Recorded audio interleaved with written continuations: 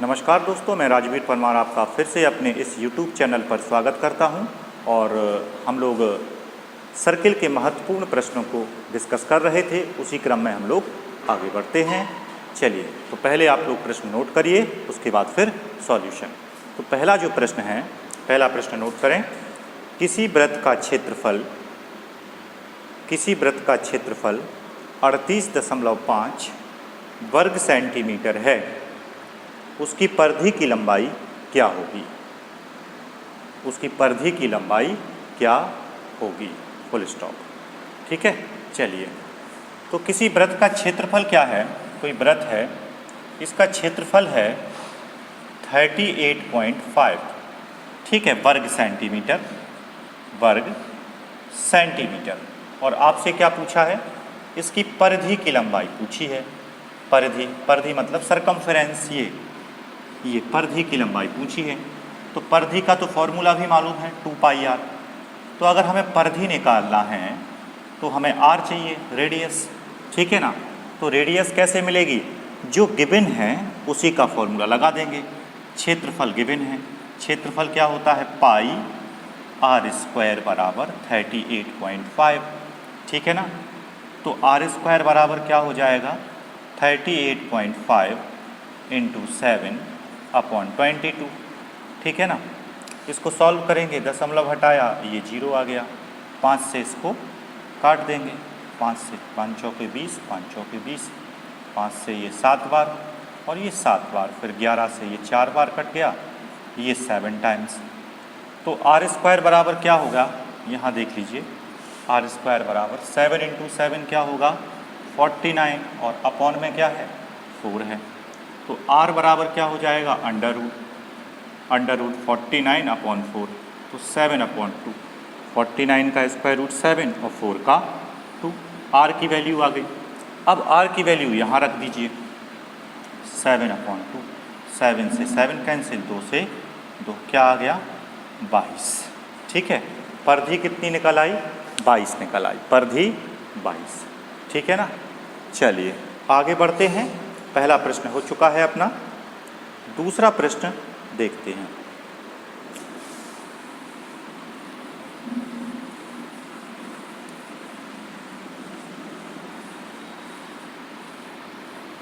दूसरा प्रश्न देखते हैं। एक खिलौने के पहिए का व्यास 14 सेंटीमीटर है। एक खिलौने के पहिए का व्यास 14 सेंटीमीटर है, फुल स्टॉप। तदनुसार वह 15 चक्रों में कितनी दूरी तय कर लेगा?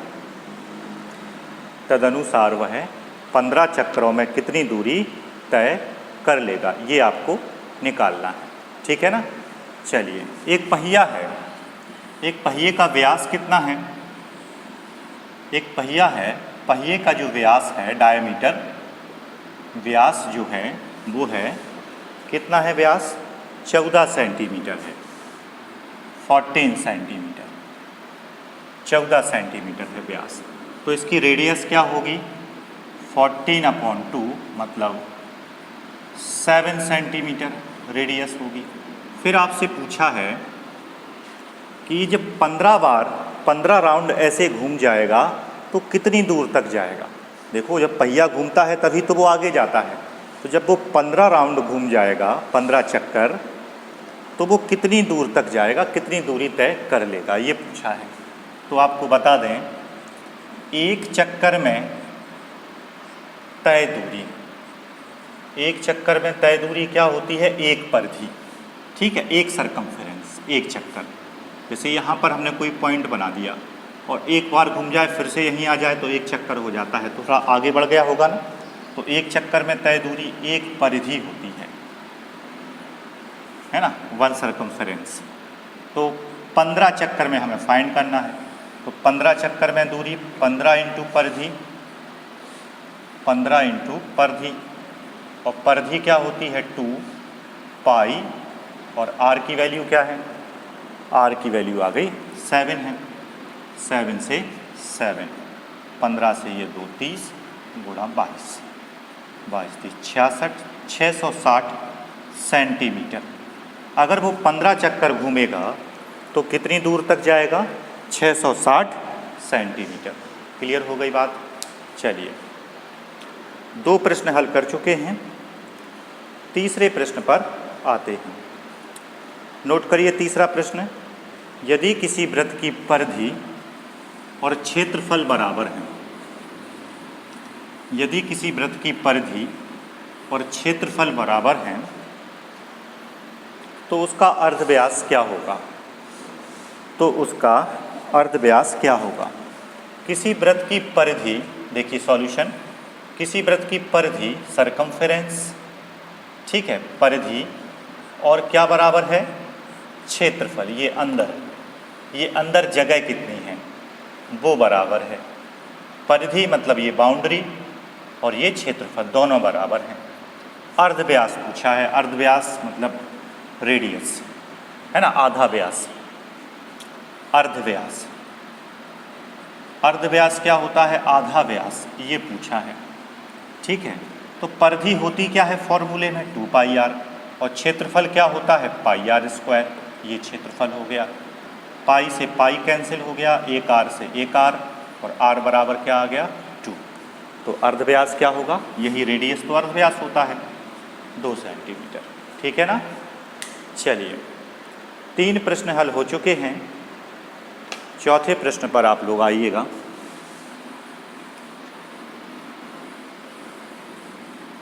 चौथे प्रश्न पे आइए।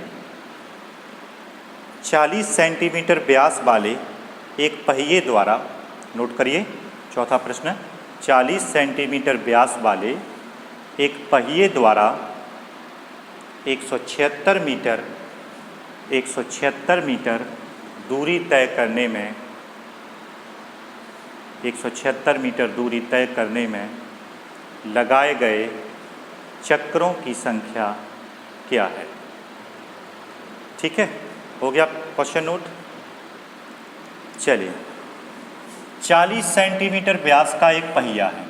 ये एक पहिया है जिसका डायामीटर कितना है? व्यास 40 सेंटीमीटर है। तो रेडियस क्या होगी? 14/2 मतलब 20 सेंटीमीटर रेडियस होगी। फिर आपसे पूछा है कि ये 176 मीटर दूर तक जाएगा तो कितने चक्कर लगा लेगा? चक्रों की संख्या पूछी है, चक्रों की संख्या। तो दूरी बटे में परिधि का भाग देते हैं, और परिधि क्या कहलाती है? एक चक्कर में तय दूरी। तो देखिए चक्रों की संख्या कैसे आएगी कि वो एक चक्कर में कितनी दूरी तय कर लेता है एक चक्कर में। तो एक चक्कर में तय दूरी परिधि होती है, और उस परिधि का भाग दे देंगे दूरी में कि कितने दूर तक उसको जाना है। ठीक है ना? तो हमें क्या निकालना है? दूरी, और दूरी उसे कितनी दूर तक जाना है? 176 मीटर दूर, 176 मीटर। इस पहिए को 176 मीटर दूर तक जाना है, तो वो कितनी बार घूम जाएगा ये आपको फाइंड करना है। तो दूरी क्या है? 176 मीटर, और परिधि क्या होती है? 2 पाई, और आर की वैल्यू क्या है? 20 सेंटीमीटर। तो ये पूरा सेंटीमीटर हो जाएगा डिनोमिनेटर में, हर में सेंटीमीटर। अब देखिए ये मीटर है, ये सेंटीमीटर है, तो क्या करते हैं? मीटर को सेंटीमीटर में बदल लेंगे, बड़े को छोटे में बदलते हैं। मीटर बड़ा है यूनिट, सेंटीमीटर छोटा है ना? तो मीटर को हम लोग सेंटीमीटर में बदल लेंगे।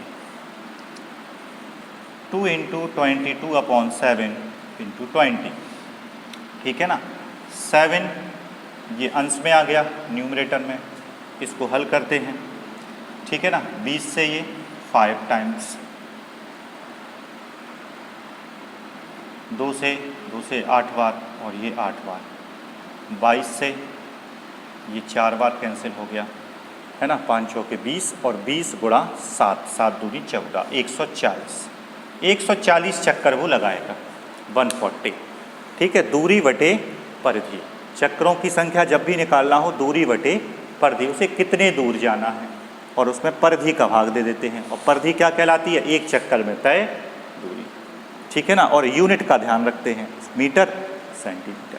क्लियर हो गई बात? चलिए, 5वां प्रश्न नोट करें, इसका आंसर आप लोग दोगे।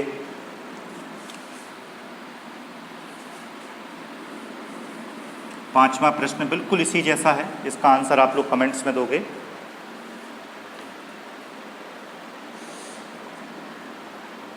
किसी वृत्तीय पहिए की त्रिज्या 1.75 मीटर है। किसी वृत्तीय पहिए की त्रिज्या, ये वृत्तीय पहिया हो गया, उसकी त्रिज्या 1.75 मीटर है। 1.75 मीटर है।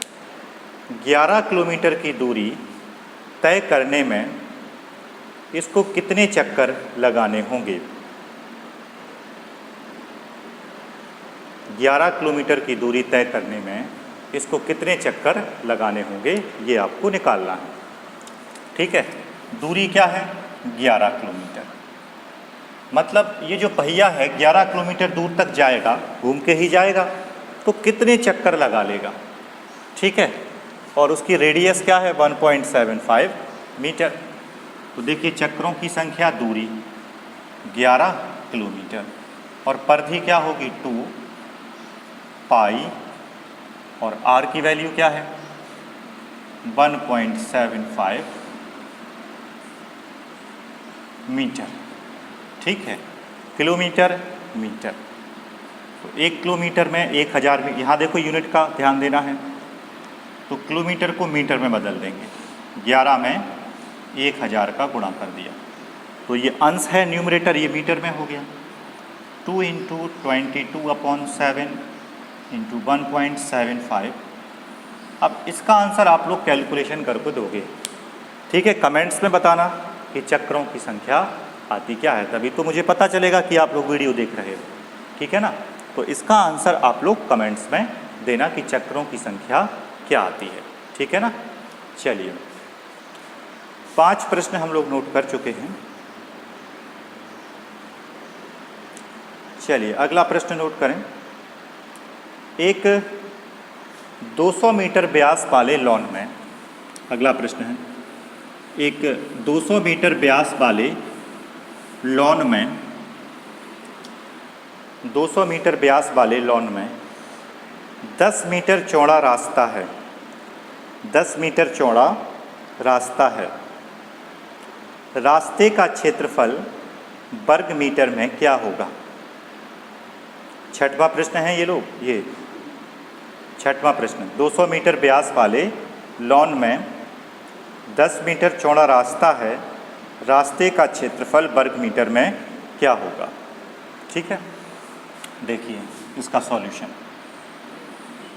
200 मीटर व्यास का ये लॉन हो गया, व्यास, डायमीटर क्या है? 200 मीटर है। रेडियस क्या होगी? 100 मीटर रेडियस, ये 100 मीटर है। अब इसके अंदर एक 10 मीटर चौड़ा रास्ता है, अंदर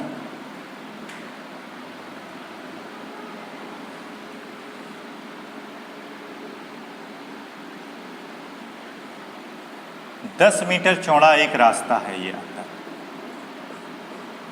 10 मीटर चौड़ा ये रास्ता है। तो रास्ते का क्षेत्रफल निकालना है, केवल ये रिंग का क्षेत्रफल, ये रिंग है, इंट्रोडक्शन वाले चैप्टर में बताया था रिंग, तो रिंग का क्षेत्रफल। तो पहले क्या करेंगे, जो बाहर सर्किल दिखाई दे रहा है, बाहर सर्किल की जो बाउंड्री है, तो पहले पूरे, ये जो पूरे अंदर का एरिया निकाल लेंगे। तो पूरे अंदर का एरिया कैसे निकलेगा? ये R1 है, ये रेडियस है, इसको R1 मान लेते हैं, R1। ठीक है, और ये देखिए चौड़ाई कितनी है? 10। अगर ये हमने चौड़ाई, ये चौड़ाई देखिए, इस चौड़ाई को कम कर दिया, ये क्या है? 10 है, तो 10 कम कर दिया तो अंदर वाले की रेडियस क्या आ जाएगी? R2 90, क्योंकि ये 10 कम हो गया ना, ये 10 कम हो गया, तो R2 आ गया 90 मीटर। ठीक है, अब देखिए, तो हमें केवल इस वलय का क्षेत्रफल निकालना है, इसको वलय भी कहते हैं, रिंग भी कहते हैं। ये जगह कितनी है पूरी? तो पहले पूरे एरिया निकाल लोगे, पूरा एरिया। तो पूरा एरिया कैसे निकलेगा? पाई R1², और उसमें से ये अंदर वाला सर्किल का एरिया माइनस कर दोगे। देखो, अगर इसको देखो हाथ से छुपाते हैं तो आपको क्या दिखाई देता है? आपको दिखाई देगा केवल रिंग का एरिया। ठीक है, अगर इसको हम छिपाते हैं तो केवल ये वलय का एरिया आपको दिखाई देगा। तो अंदर वाले का एरिया माइनस कर देना है, पाई R2²। पाई कॉमन आ जाएगा, यही रिंग का एरिया होता है वलय का R1। तो R1 की वैल्यू क्या है 100, तो 100 का स्क्वायर क्या हो जाएगा 10,000, और R2 की वैल्यू क्या है 90, 8100। ठीक है, और ये कितना बचा 1900, और बाहर क्या है 5। तो ये वलय का एरिया आ गया, इससे वलय रिंग का एरिया। क्लियर हो गई बात? ऐसे हम लोग रिंग का एरिया निकालते हैं, नोट करिए इसको। चलिए अगले प्रश्न पे आते हैं।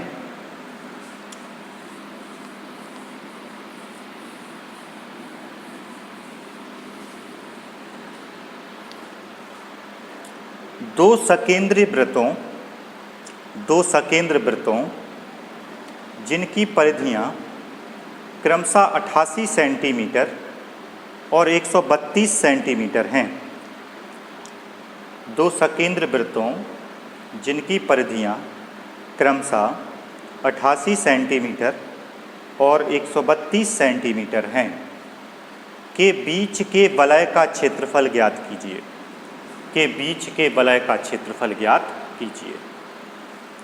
ठीक, दो सकेंद्र वृत्त, देखिए सकेंद्र वृत्त क्या कहलाते हैं? जिनका एक ही केंद्र हो। दो वृत्त हैं जिनका एक ही केंद्र है, बस रेडियस अलग अलग हो जाती हैं। ये अंदर का सर्किल है, इसकी रेडियस, और ये बाहर का सर्किल है। तो जो बाहर का सर्किल है उसकी रेडियस R1, अंदर का सर्किल है उसकी रेडियस R2, R1 और R2। और ये निकालना है हमें बीच, ये जो वलय है, वलय रिंग का क्षेत्रफल निकालना है।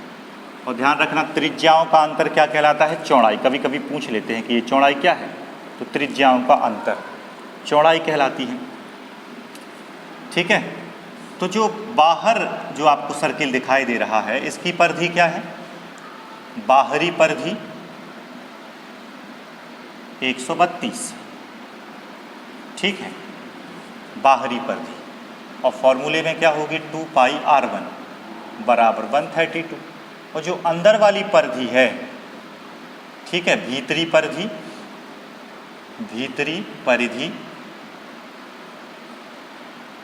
88, ये जो अंदर है, अंदर वाली परिधि 88, और फॉर्मूले में क्या होगी 2 पाई R2 बराबर 88। अब देखिए ये प्रश्न भी आपको करना है, 2 पाई R1 से आप क्या निकाल लोगे? R1 की वैल्यू आ जाएगी। ठीक है, R1 की वैल्यू, और 2 पाई R2 से आप R2 की वैल्यू निकाल लोगे कि R2 कितना निकलता है। ठीक है, फिर आपको क्या निकालना है? इस रिंग का क्षेत्रफल। और रिंग का क्षेत्रफल कैसे निकालोगे?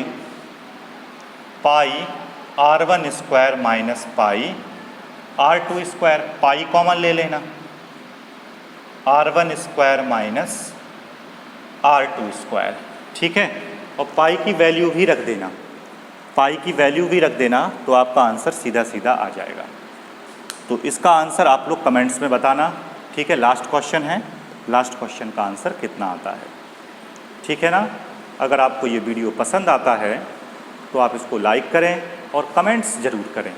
देखिए कमेंट्स करने से होता क्या है कि मुझे प्रोत्साहन मिलता है कि मैं जिसके लिए मैं आपके लिए और अच्छे से अच्छे वीडियो बना सकूं। और ये तो देखिए लेवल 1 और लेवल 2 के क्वेश्चन हैं। अगर आप अधिक से अधिक कमेंट्स आएंगे, आपके लाइक आएंगे, तो लेवल 3 के क्वेश्चन भी मैं आप लोगों को सॉल्व कराऊंगा। ठीक है ना? तब तक के लिए नमस्कार।